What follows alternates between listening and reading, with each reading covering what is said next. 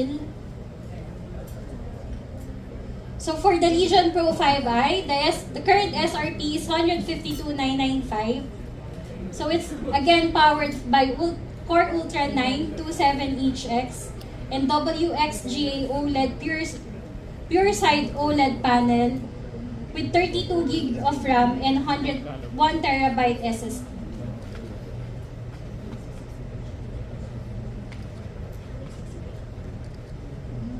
So lastly, we have the Legion 5. The Legion 5 are for the immersive gamers. So for Legion 5, we've also improved the display with the Lenovo PureSight OLED Gaming.